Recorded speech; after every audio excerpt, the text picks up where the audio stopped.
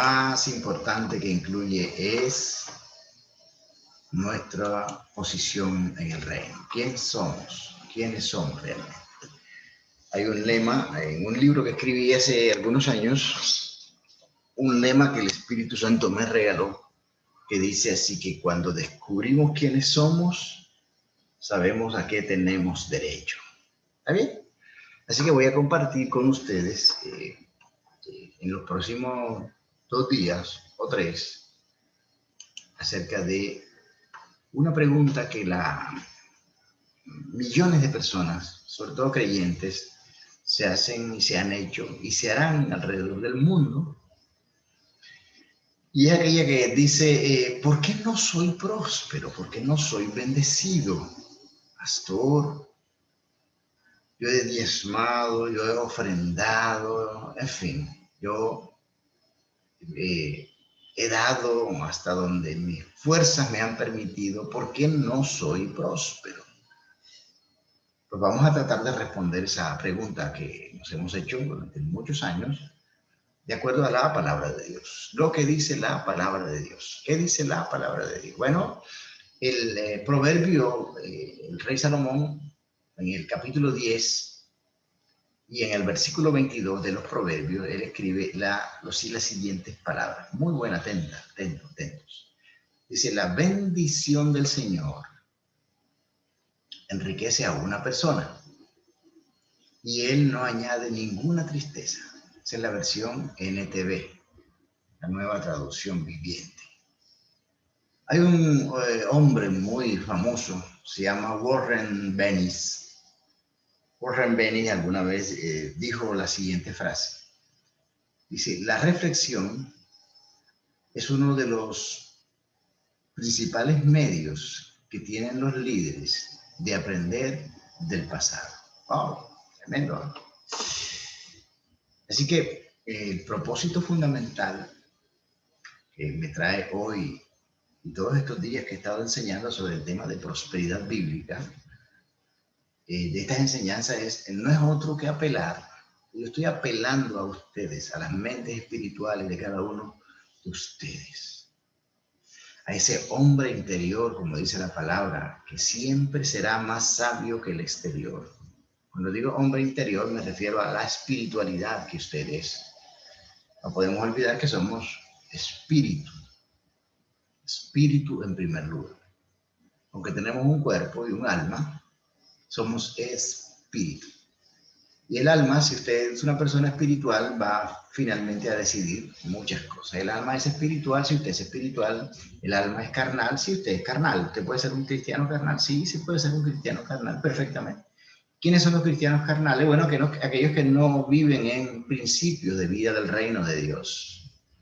Siempre me han preguntado, ¿qué son los principios de vida del reino? Ahí están. Uno de ellos es este que usted está escuchando.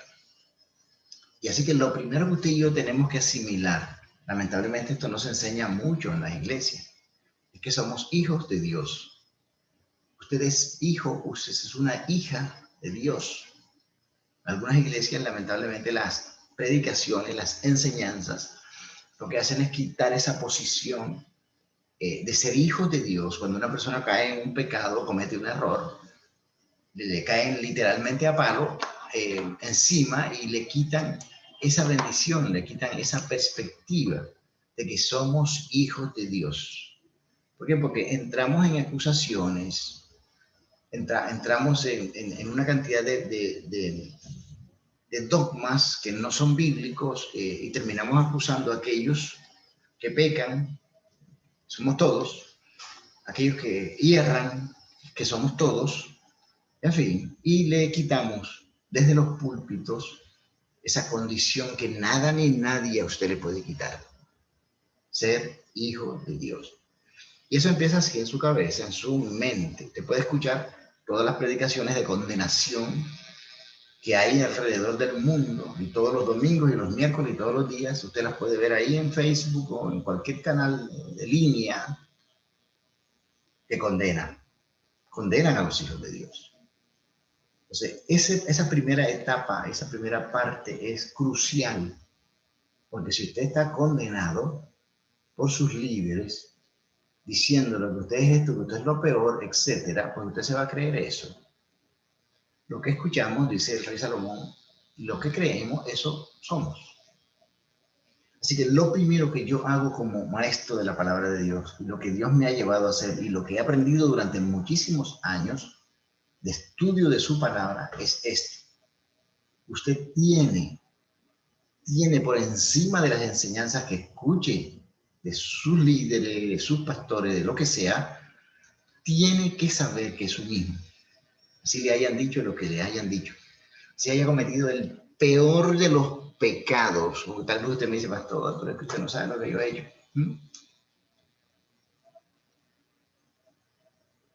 Dios lo ama. Y tiene un propósito especial, pero lo primero que Él quiere que usted sepa es que es su hijo. Y nunca, nunca lo va a abandonar de ser su hijo. No le va a quitar esa condición de ser su hijo. La Biblia dice que tenemos el ADN del Padre, que somos herederos del Creador Celestial. La Biblia dice que Él nos hizo y por lo tanto nada ni nadie, como les dije, puede quitar la verdad absoluta de que somos bendecidos a partir de que somos sus hijos. Aquí le estoy respondiendo una pregunta que nos hace: ¿por qué no soy bendecido? Pero porque usted no se cree que es hijo. Nadie, escuche bien lo que le voy a decir, nadie vino a esta tierra por el azar, o por una especie de lotería cósmica. Usted no ha venido por eso. Usted vino porque fue planeado por Dios. Nadie vino así.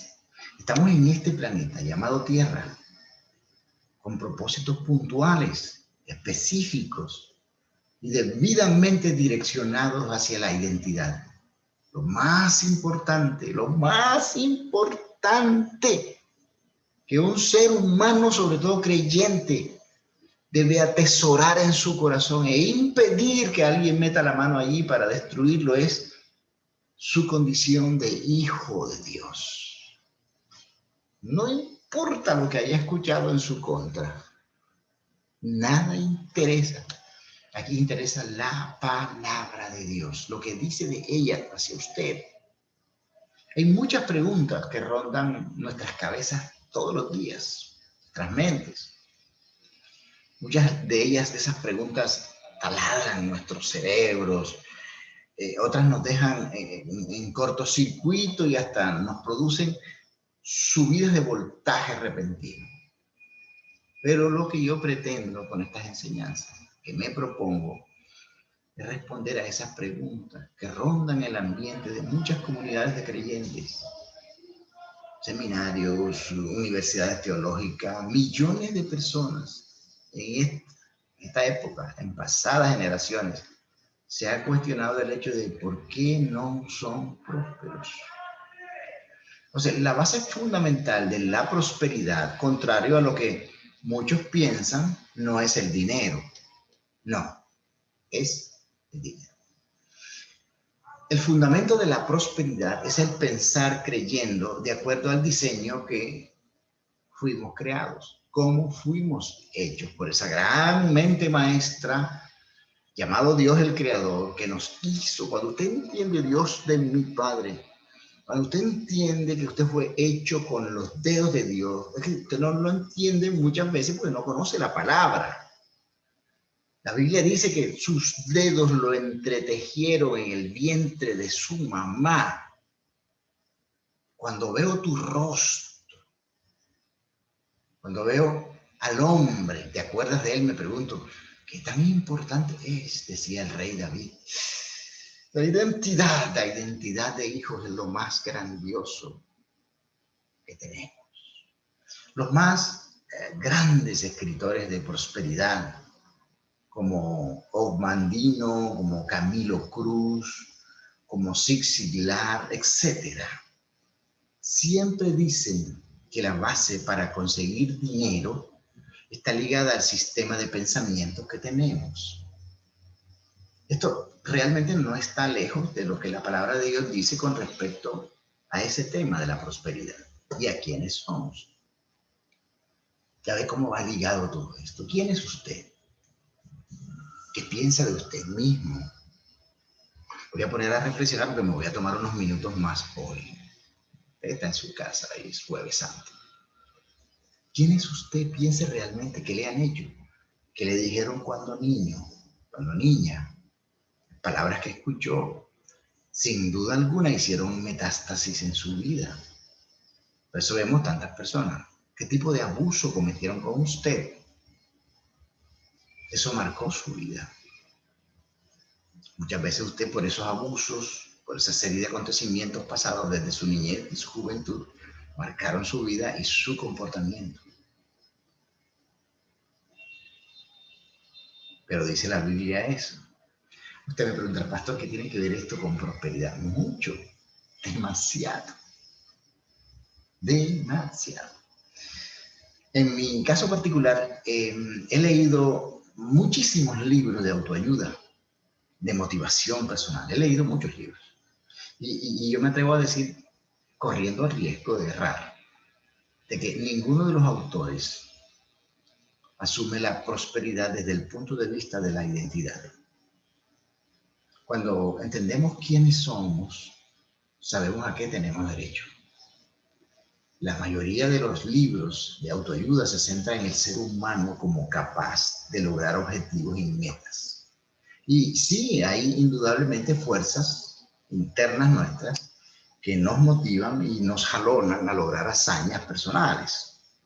Pero para una persona cualquiera sea, que conoce su identidad, que sabe de dónde viene y para dónde va, que comprende sus propósitos, que tiene la seguridad de que el Creador lo formó, es mucho más fácil lograr cometidos difíciles o complicados. Camilo Cruz escribió un libro que tituló Piense como un millonario. En ese libro Camilo Cruz dice que se han hecho estudios y se ha comprobado de que si todos los millonarios del mundo repartieran su dinero en la gente equitativamente, al cabo de 5 años, todo ese dinero que repartieron volvería a sus manos. Ah, ¿por qué? Porque la gente que posee dinero, que tiene dinero, que son prósperos en dinero, tiene una mentalidad única y un sistema único de pensamiento que les proporciona la fuerza en dirección a la prosperidad. Usted no sé si ha notado algo, yo me imagino que sí, que cuando usted busca los apellidos de la gente más rica del mundo, Buffett, Slim, Bezos, Zuckerberg, etc., ¿sabe de dónde vienen esos apellidos? Son judíos. La mayoría de ellos son judíos, son los dueños del mundo financiero. ¿Por qué? Porque los tipos tienen claro de dónde vienen, quién los hizo y hacia dónde van. Puede que usted no los vea en unas iglesias levantando las manos, aleluya, aleluya. Pero su convencimiento interno es poderoso, poderoso. Lo mismo le pasó a José hace miles de años. José, sí. Bien, ahora, todo libro de prosperidad comienza hablando de dinero. Todo lo que yo he leído, son muchos. Y los escritores que hablan del tema comienzan generalmente apelando a versículos que hablan del dinero. Dicho sea de paso, hay muchos versículos que hablan de dinero y de cómo conseguirlo. Muchos, pero muchos es mucho. La Biblia habla más del dinero que de la fe y la oración juntos. ¿Por qué será por algo? ¿Ah? Tiene que ser por algo. Tiene. ¿Por qué? Porque la economía del reino se mueve en base a principios de reino. Principios. Y esos principios son inalienables. No los puedes dejar por fuera. Hace como un par de años leí que Mark Zuckerberg, al nacimiento de su primera hija, el tipo decidió, tenía miles de millones, vamos a decir una cifra, tenía 2.000 millones, creo que fue la cifra que vi, tenía 2.000 millones de dólares y decidió, para causas nobles, sembrar 1.500 millones, una cifra parece. Se quedó con 500 milloncitos. Simplemente los dio.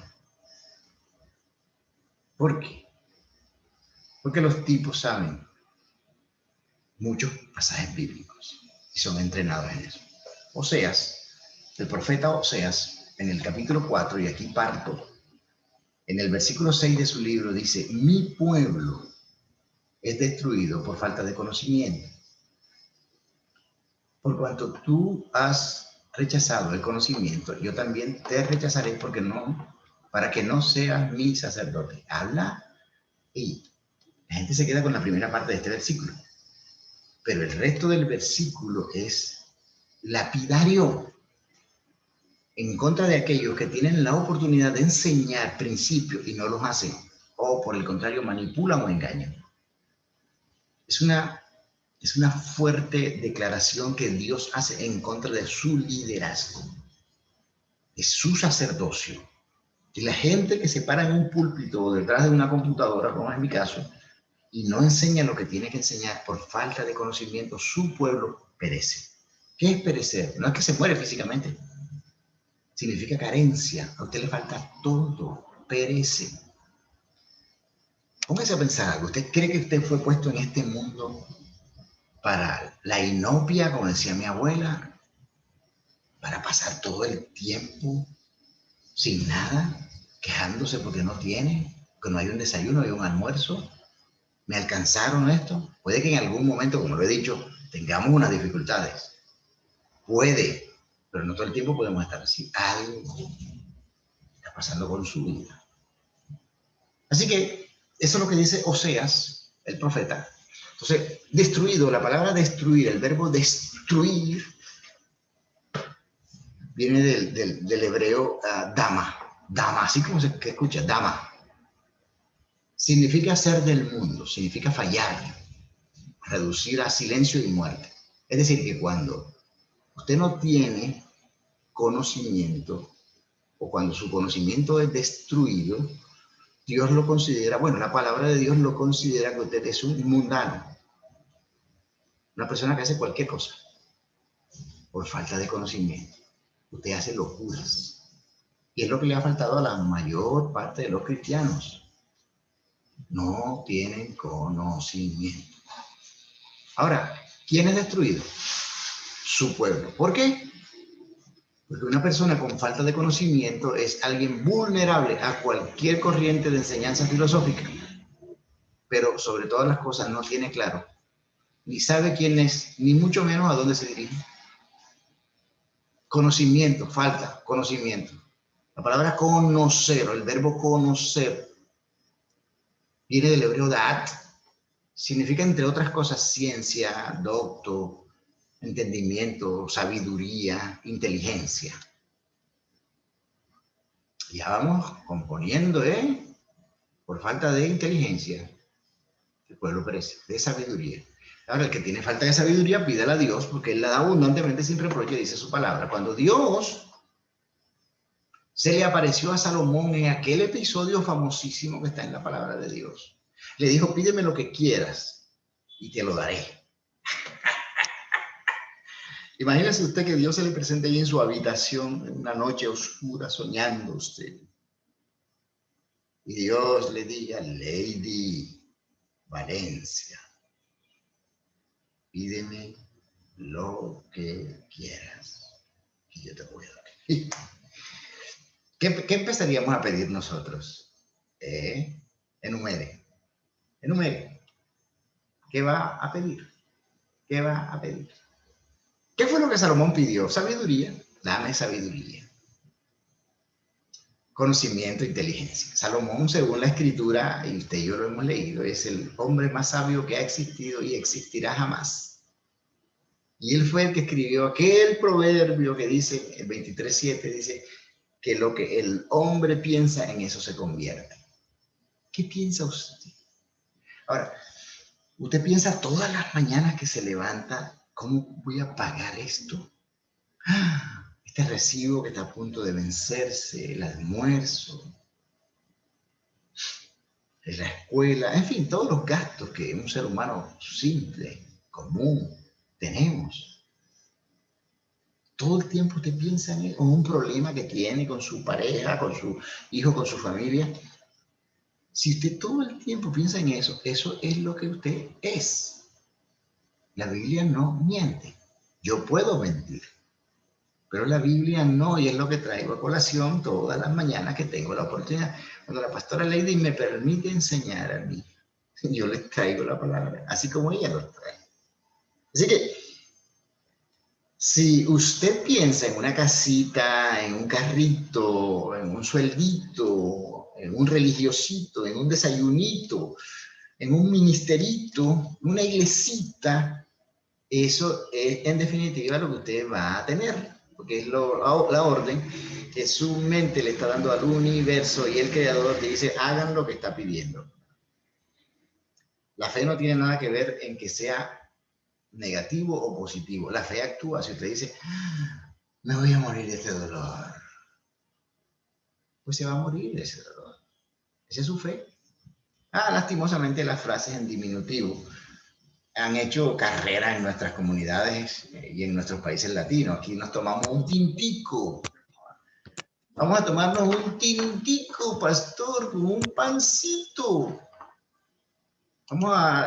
Pastor, te invito a un almuercito.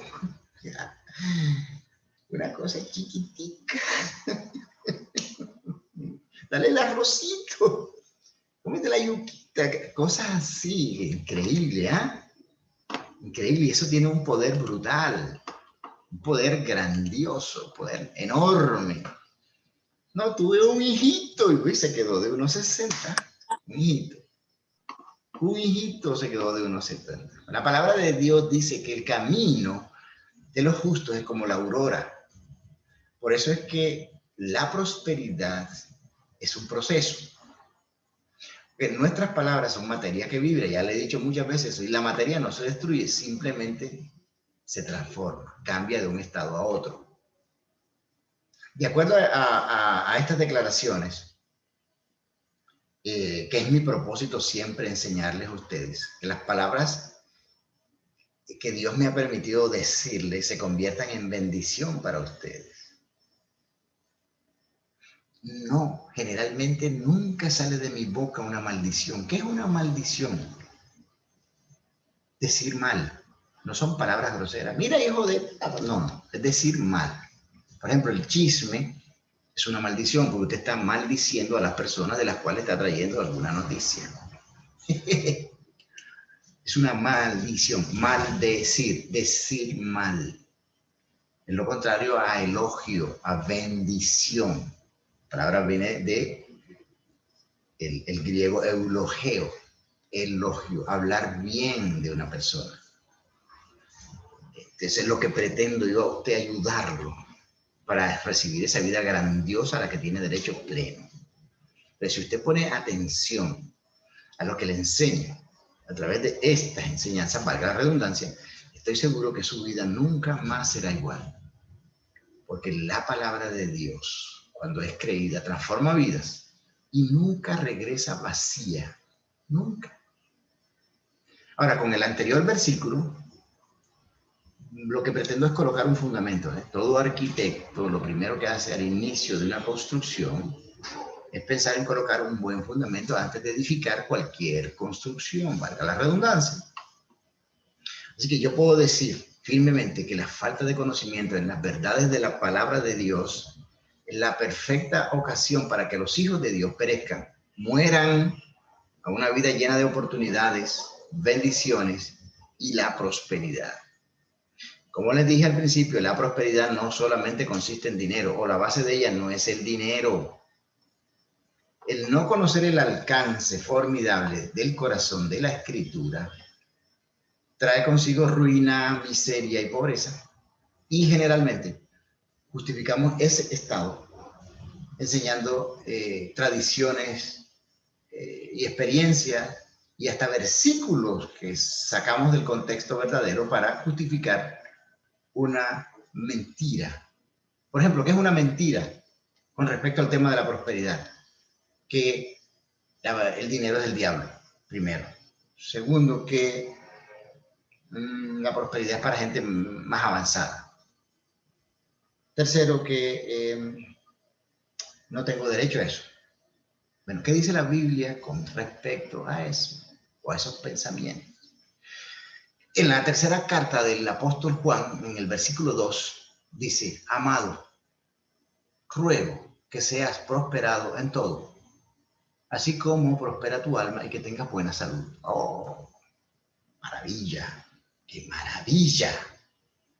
Entonces, la palabra amado, fíjate que el versículo empieza por amado, por esa palabra, amado. La palabra amado en griego es agapetos. Y agapetos significa amar carísimo, un amor muy costoso, que solo puede tenerlo Dios hacia criaturas como usted y yo. Viene en esa vía, de arriba a abajo. Por decir algo, que Dios está en todos los lugares, pero aquí decimos, bueno, está en el cielo. Agapetos. Entonces, lo que el verbo dice es agapetos. Esa es la misma palabra que usa el Padre para identificar a Jesús. Ojo con lo que le voy a decir. Ojo. Cuando dijo esto, este es mi hijo agapetos. Tengo un amor carísimo por él, costosísimo por él. Claro, le costó la cruz. Te imagínense, los que sean padres aquí, que vayan los policías a su casa y digan: tu hijo lo vamos a colgar en una cruz, lo vamos a clavar en unos clavos. Va a clavar con clavos. Bueno, sí, clavar con clavos. Para que él pague por los pecados del resto de la gente. ¿Ah? Por eso es amar carísimo. Este es mi hijo amado. Ahora, lo máximo que usted y yo hemos llegado es a decir que Cristo vive en nosotros, porque lo dice la Biblia. Pero realmente la revelación bíblica es que Jesús vive en mí y yo en él. Cuando yo nací de nuevo, él vivió en mí y yo viví en él. Ese es el proceso. Y es lo primero que un hijo de Dios debe tener claro. Jesús nos vino a introducir a una relación, no a una religión. Relación significa hecho. Religión son los esfuerzos de la humanidad por alcanzar logros ante Dios, el Creador. ¿Qué le estoy enseñando esto? ¿Qué tiene que ver con dinero? Mucho, mucho. Porque voy a enseñar más adelante sobre dinero, que hace parte de la prosperidad. Lo primero es esto. Ahora, fue lo que la serpiente le dijo a Eva. ¿Qué le dijo? Serás como Dios. ¿Recuerdan la frase? Y el engaño consistió en que ellos ya eran como Dios. Simplemente que Eva no lo tenía claro. Cuando Dios dijo: hagamos al hombre a nuestra imagen, conforme a nuestra semejanza. Esa es la declaración más grandiosa sobre la identidad que hay en la Biblia. Porque al nacer de nuevo somos adoptados, dice la palabra, legalmente, introducidos a la familia de Dios. Pasamos de ser sus hijos, pasamos de ser hijos, de bastardos a hijos, porque no hemos nacido de voluntad humana, sino de Dios. Cuando la Biblia dice imagen, hagamos, cuando Dios estaba hablando, los tres en sí, hagamos al hombre, la palabra imagen es la palabra hebrea zelem, significa imagen representativa, apariencia, figura. O sea, cuando a usted lo ven, a usted debe decir la gente: ahí va el Hijo de Dios. O sea, eso no está tan lejos de que así sea. La pregunta es: ahí va el pobre Hijo de Dios. Tremendo eso, ¿no? Entonces, la palabra zelem, imagen, que Dios mismo lo dijo: hagamos al hombre a nuestra imagen, significa alguien del mismo origen, la misma raza, el mismo emprendimiento de quien procede esa figura, su cuerpo.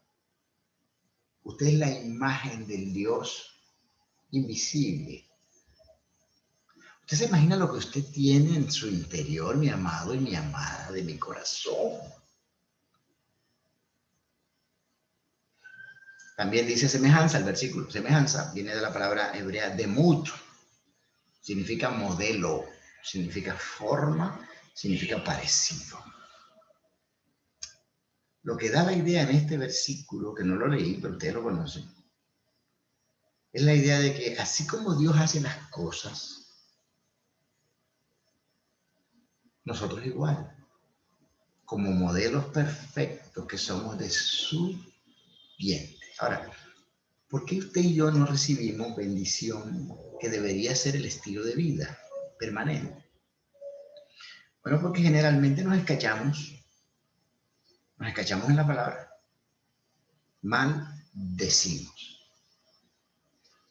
Decimos mal de la vida, hasta de Dios hemos dicho mal. Hasta de Dios hemos hablado mal. Así que el primer fundamento que quiero poner en tu mente y hacer énfasis, es que cada uno tenga la conciencia acerca de quién es. Todo está en la mente. Lo que usted piensa, en eso se convierte. Por eso para mí enseñar esto es un honor, porque le enseño a los hijos de Dios a ser hijos de Dios. Ok, sigamos viendo la escritura. Vamos a demorarnos un poquito más, les dije hoy.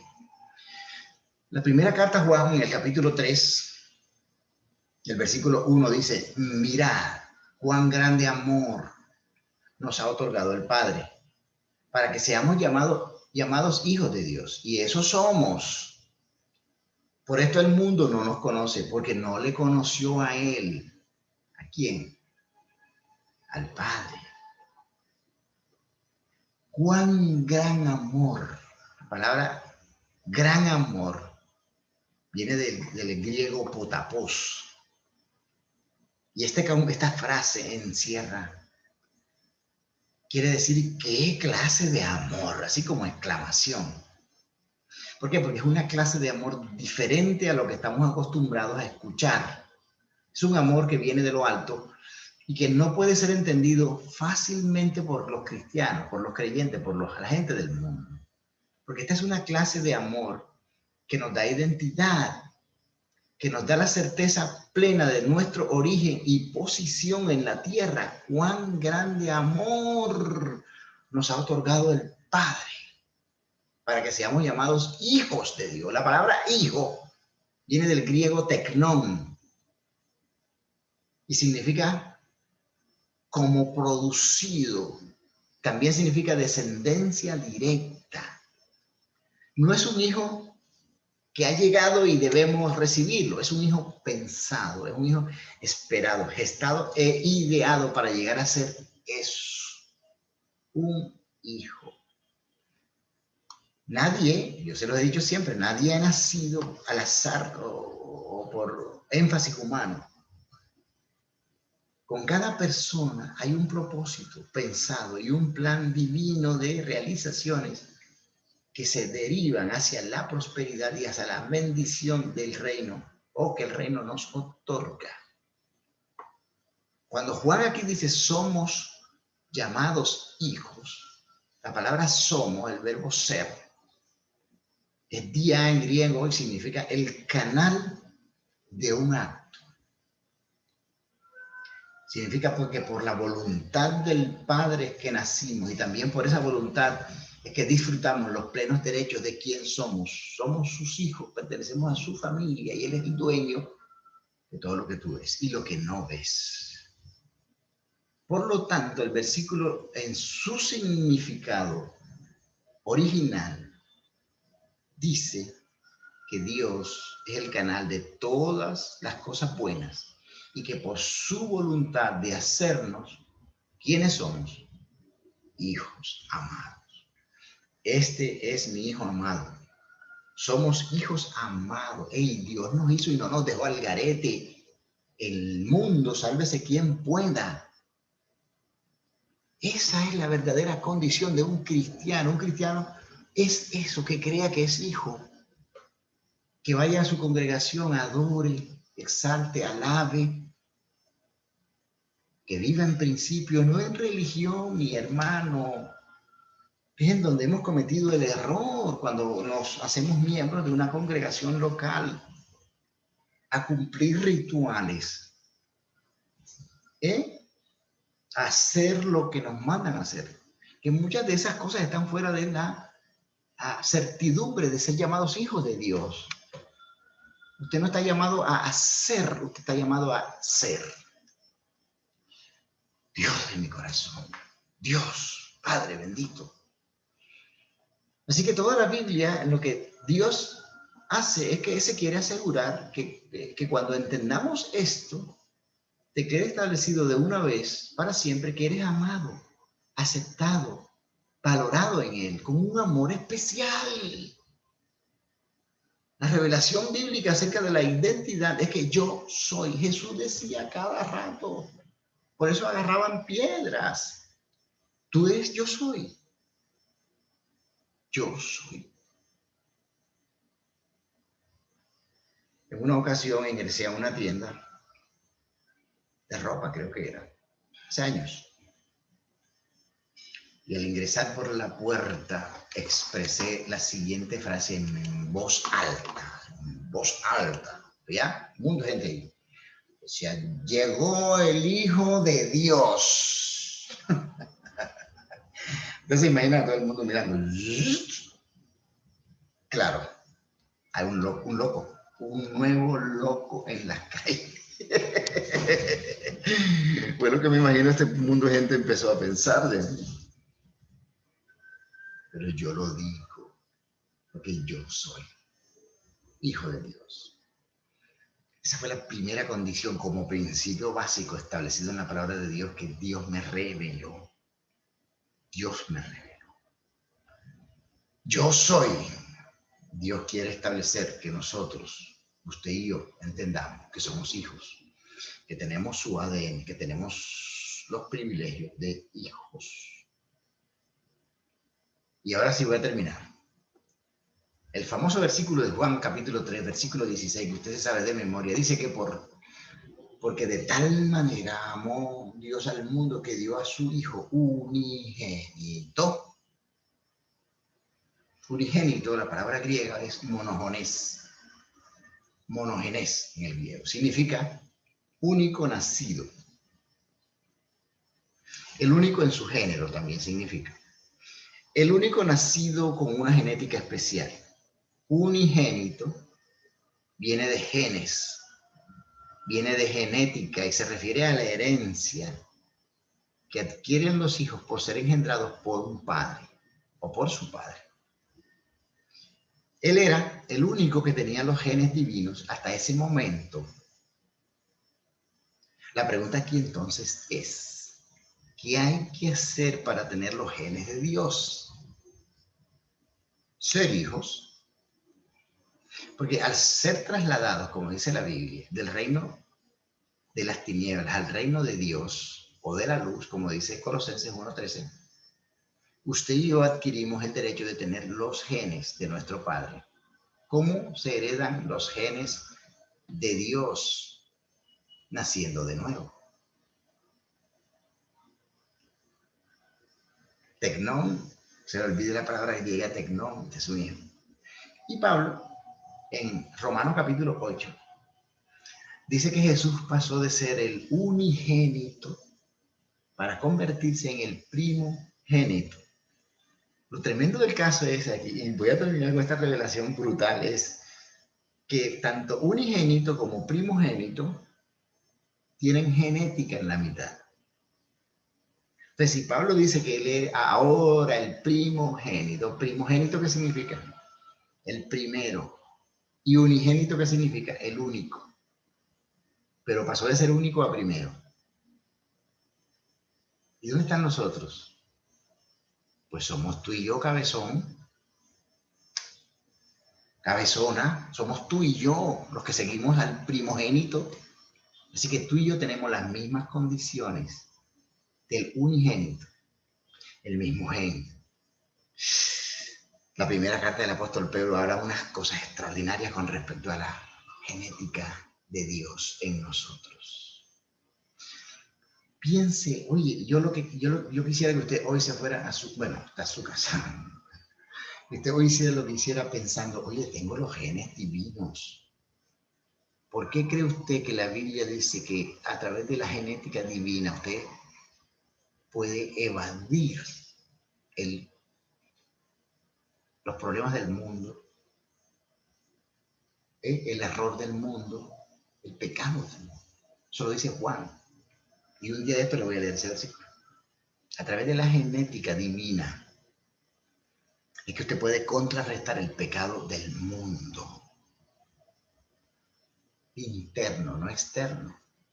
Por eso es que no tiene ningún sentido en aquellas iglesias, por ejemplo, donde le exigen a las mujeres ir con faldones, así. Yo fui a iglesias en Estados Unidos, cuando voy a ellas, y esas iglesias me adapto, así como mujeres con velo, unos faldones, Dios mío, Padre de la Gloria, ayúdalas, Jesús, digo yo. No tiene ningún sentido lo exterior, porque Dios no mira eso. Pastor, no te puedo llegar desnudo a la iglesia. Bueno, si te quiere hacer ridículo, hágale. A Dios le tiene sin cuidado eso, le importa un comino eso. Usted es que pasa la pena. No tiene sentido eso. Su parte interior, su mente, su corazón es lo que a Dios le importa. Que usted sepa quién es lo más importante para el creador del universo, mi amado. Dios mío, estoy respondiendo una pregunta que millones de personas se hacen en el mundo entero cuando preguntan, ¿por qué no soy próspera?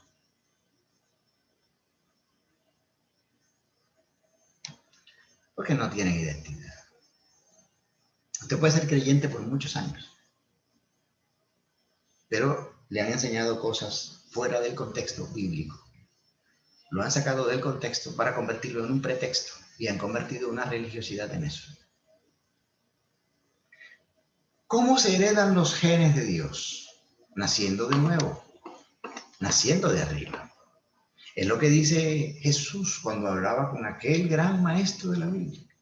Porque de tal manera, cuando él le preguntó, ¿cómo hago para nacer de nuevo? Perdón, ¿tengo que introducirme al vientre de mi madre?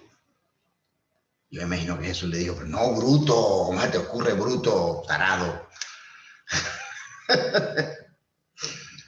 Qué tremendo eso. Bien, aquí termino. Vamos a